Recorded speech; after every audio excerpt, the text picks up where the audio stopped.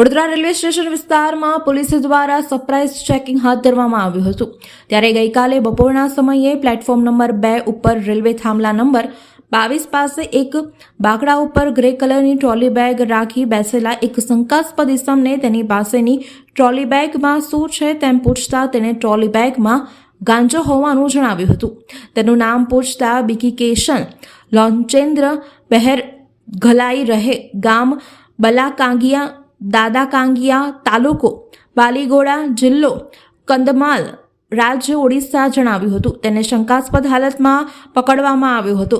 તેને કબજામાં રાખેલી ટ્રોલી બેગમાંથી ₹1.81 લાખની કિંમતનો 18.140 કિલો ગાંજો તેમજ એક ટ્રોલી બેગ, મોબાઈલ, રોકડ, રેલવેની 4 જનરલ ટિકિટો, મોબાઈલ ચાર્જર, ઇયરબડ્સ મળી કુલ